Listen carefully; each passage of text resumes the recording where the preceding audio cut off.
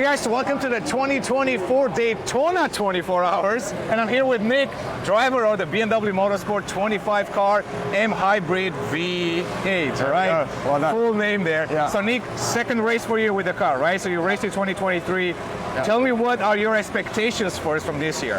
Yeah, I mean, compared to last year, I think as a whole group, we're way more prepared. I think every manufacturer up and down naturally are way more prepared. Testing's gone well, the Raw went well last week. Obviously our testing sessions yesterday went well as well, so we want to be fighting for that podium and of course the top step.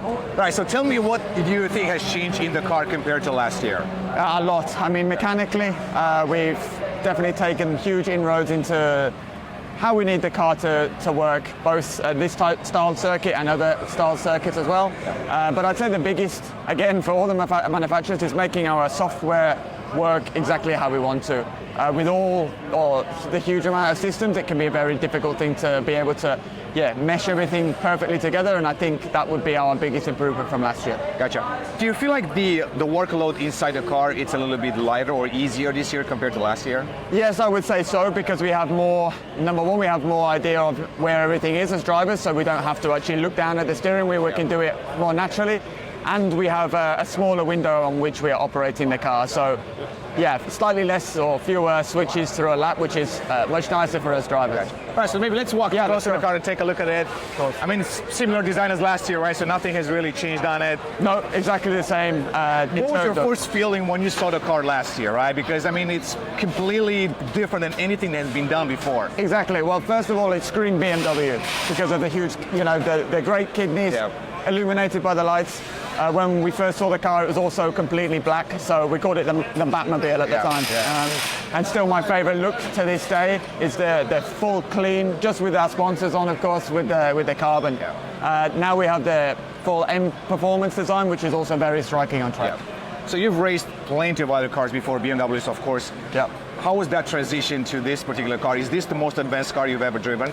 I would say one of the most advanced cars. I mean, also I've done a bit of Formula One, so when we changed from the normally aspirated to the hybrid, it was very similar in terms of how we are going about producing this car and making the speed out of it. But on track, there's still more switch changes and more from the cockpit that drivers need to take control of themselves and change during the race. Gotcha. If you get a little bit more technical, what's the experience like with this car on the Daytona racetrack? How does it fit the track compared to maybe other IMSA tracks that you've been to? Yeah, I mean, super high speed to start with. So going into turn one, I think I saw just over 330 kilometers an hour, so well over 200 miles an hour, fast enough. And then you have the multi-class racing as well. So you have these GT cars that are a lot slower on entry speeds. You're having to pass up to 50 cars throughout the race, all for the whole 24 hours. So to drive this, you have to be very aware, actually spatially of where you are, and then aware of what you need to change on the systems to get the best out of the car. Does it feel better that you don't that you're not overtaken by other cars? Because in the past, in GT cars, you always need to move to exactly the right. Now you have one focus, which is going forwards, instead of, if you're the middle class, you're looking in your mirrors to see when you're going to get past, and also trying to pass cars in front. So actually, as a driver, to be the top class is quite nice, and it just gives you, the one focus. Are you the type of driver that prefers dry or wet? Coming from England, I'm quite used. Coming from England, I'm pretty used to the wet. So for me, I don't really mind. I saw there was a chance of some rain maybe at the end of the race on Sunday. So let's see. I'm happy either way. So before we get into some car stuff, I can ask some more technical details. Are you looking forward to Le Mans this year? Yes. How is that experience for you? Yeah, I think great. As a manufacturer, to be able to take these cars back to Le Mans, I think it's going to be huge for the brand, number one, and huge for us as a driver group as well. We're going to have both this piece behind us and our M4 GT3 there as well, so a huge representation for BMW. And a special livery at some point this year, which is kind of cool. Exactly. Have you raced Le Mans before? Unfortunately not. No, I've never done it. It would be my first time. So, I mean, that's going to be super exciting, right? I mean, you're doing Daytona, Le Mans, back to back. Yeah, I mean, for me personally, the WEC program actually, not all the drivers from here will do Le Mans. but I'm hoping to be able to jump in this car very soon. Because they haven't really announced that Exactly. yet. So Right, it's also a competition between you guys, right? Quite a bit, because Exactly. you always want to prove yourself and want to make sure that. How is that within inside the team? Because I know all of you are friends, really. Yes. I mean, yeah, of course. I mean, the good thing is you have to work together to, of course, take our car to the next level.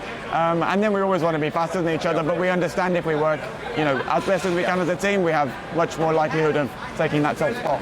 how is your interaction with the WRT team, the Belgian team? Because they're doing a fantastic job. Yes, of course. I mean, now both RLL Racing and WRT are working more in unison with BMW. I was fortunate enough to do a test in Spa with them in the wet car earlier last year, actually. And yeah, the both teams are great, but the main focus really is using both people's resources to be able to put the program almost in one bubble and bring it to the top.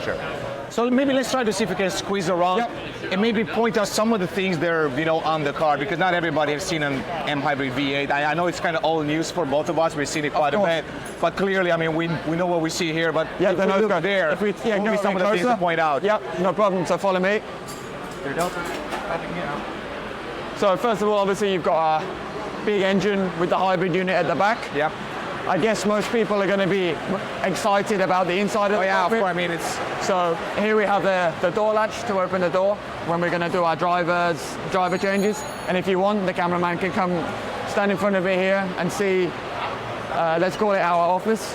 Hey, it is an office. We have the steering wheel here with all sorts of different buttons. We have our multi-switches, radio buttons, alarm buttons, pit speed limiter, full course yellow, traction control, brake bias, brake by wire migration, just on the steering wheel. And which one is the most used one during the race? I would say either our anti-roll bars, which are actually on the side down in the middle, or the brake migration tools usually, because as each axle wears out in the car during the race, you want to adjust the car to make sure you're in the best window.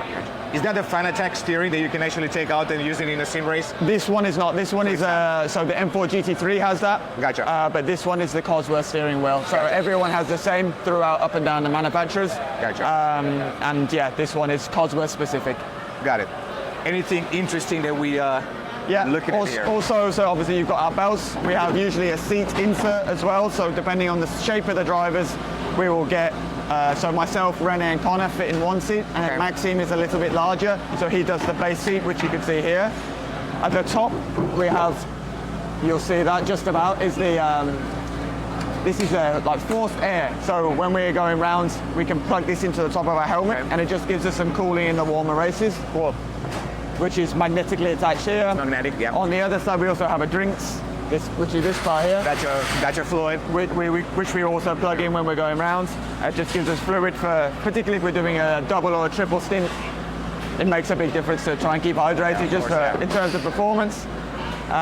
So when they pick the drivers, they try to stick within the same height, weight, and all of that. So it's approximately, yes, okay. yeah, exactly. Approximately, we're trying to keep a similar kind of fitment for each driver, because that way the driver changes, you don't have to put in and out the seat, and naturally you'll get faster. Makes it easier. Yeah, exactly right. Perfect. Plenty of aerodynamic parts, right? I mean, it's a super aerodynamic car. I'm assuming the downforce on this car is ridiculous. Yeah, it's quite a lot. So at the bus stop, our minimum speeds will be really high. Definitely in excess of 120 miles an hour, lap after lap. In qualifying trim, probably a bit faster. You have this huge rear wing. A lot of downforce from the front plane, and also underneath you can see all the different ventricles, and out the back of the car with the rear diffuser, creating lots. Obviously there's a hive of people working on the car at the moment, because we're due to go out in the session soon. At the back we have actually, as part of the diffuser, these are tail lights and lights as well, which illuminate during the dark when we have them on, which looks really, really cool. Exhausts from the back flowing out with our heat protection to not burn the bodywork. Sure. But I think as a car, the thing looks amazing. It's amazing. With the carbon fiber, the open carbon fiber, just amazing. Exactly. What's the highest G-force you're pulling in a corner? In G-force, I would say braking, we're around, well, just under 3 Gs. Okay. And then say at Watkins Glen, we have turn 5, which is quite, again, it would be approximately just over 3 Gs. Gotcha. But then if you're doing a triple stint, 3 hours in the car, which I did last year, it's tough, it's nice.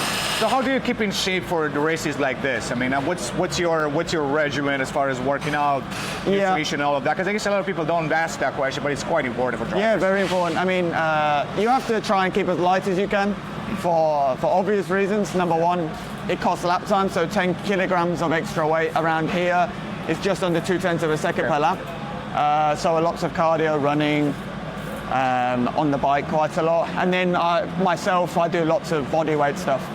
So pull-ups, press-ups, kettlebell squats with light weights, just to keep the whole body activated, and the core, of course, very strong.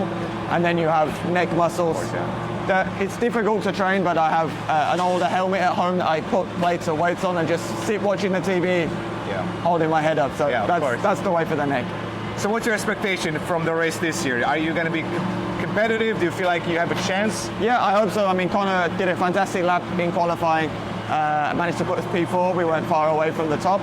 I think we are in a much more comfortable position than last year in terms of knowing how we need to go about the whole race. Last year it was very new to us all, and I think having had a year's experience as a group, I think we are much more comfortable, and we're aiming to win the race, of course. Who do you think is your biggest competitor this year? The guys next to us. I think Cadillac seem to be very, very fast. Yeah, they're very fast. We have the same, actually, base spine, so we know what the car is capable of. And it's a Dallara chassis, right? Exactly right. So, and we've been between each practice sessions, it's been pretty close. So we're going to now have to see who does the best job, the least mistakes, and good strategic calls for the whole 24 hours. Is there a BOP for this class? Yes, although it's very small. I feel like it's done very well by IMSA. There has been some changes from last year to this year just to make sure that the racing is super close. And I think you've seen that during all the practice sessions. The top 5 has been, within a matter of tenths, even in qualifying. So, it's going to make for a lot of exciting racing. Right, final question, a little bit out of the GTP race. You said you drove a little bit of Formula One. Which one is your current Formula One favorite team and driver? Favorite team and driver? Well, it's such an American thing right now, because nobody used to ask that before the Netflix show. Now everybody's into that. Exactly right. Well, I drive for I won't mention it on a BMW channel, but I drive for a green car company, and my favorite has always been Fernando Alonso. Oh, nice. So, he's amazing. Yeah, obviously when I started, one of my first Formula races was Formula One races in 2006.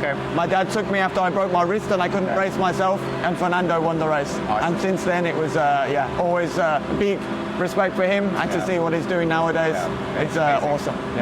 There is a side note, there is an amazing documentary on Prime, Amazon Prime, about Fernando Alonso. I think there are 2-3 seasons, and it shows his life during Formula One, after Formula One, the car and all of that, how he was trying to win Daytona and everything else. Exactly right. It's just amazing documentary. Honestly, fantastic driver, super talented. Exactly right. Nick, I appreciate it. Good luck tomorrow. Thank you very much. It was always a pleasure. Thank you. Likewise. Guys, thanks for watching, and we'll see you in the next one.